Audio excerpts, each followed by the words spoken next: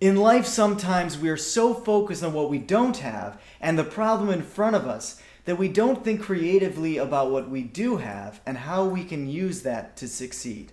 Hi, I'm Pastor Richard Demsick, the missionary pastor of 923 Community in Vero Beach, Florida, and I'm here for the gospel. Today's gospel is Luke 16, 1 through 9. In it, Jesus describes a shrewd manager who does some somewhat deceptive and cunning things to use the power he has to set himself up for success. And there's been times in my life where I've had to do the same kind of thing, where I've had to be creative to figure out how to get what I needed when I was outmatched and quite literally outgunned. The following is a true story, but it has been dramatized and toned down a little bit for family-friendly audiences.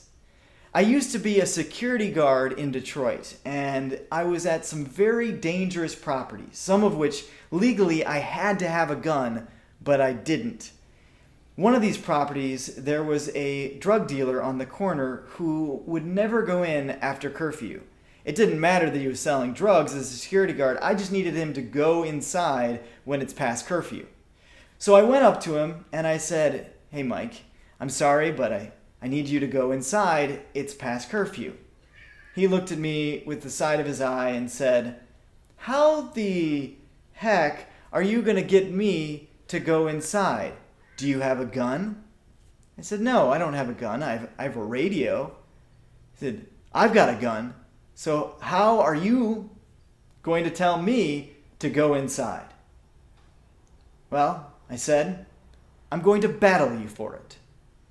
He looked at me with quite bewilderment and said, "How are you going to battle me for it?"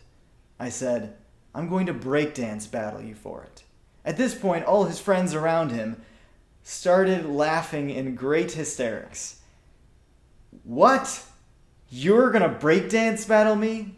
See, I had noticed that they had been playing hip-hop earlier that day, and I thought this was the greatest opportunity to use the skill that they didn't know that I had. So I said, "Yes. Are you chicken? Go ahead." He started dancing, and it was kind of awkward and a little uncomfortable because he didn't really know how to dance. And then it became my turn. After he had shaken things that didn't need to be shaken, I went up and I did a little breakdancing.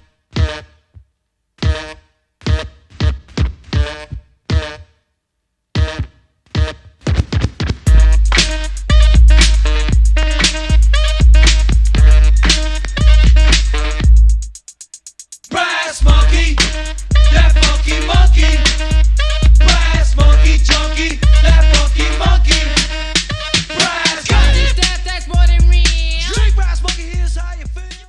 At the time, I was a breakdance instructor and was able to do some things that I can't do to this day, but you get the point. He was, let's just say, a little impressed, and I decided right then that Mike wanted to be my friend. In fact, he said, "From now on, let everyone in this neighborhood know if they mess with you, they're messing with me because you're my brother." And sure enough, only one time did I have to tell someone that, and I never had any problems at that property again. Yes, an unconventional and dangerous approach, but I used the skill that I had to create not only what I needed to have happen, peace in that neighborhood, but also bridges to a friendship. Mike and I ended up having lots of conversations after that point because he wanted to know about this white security guard who could break it down. And we became friends.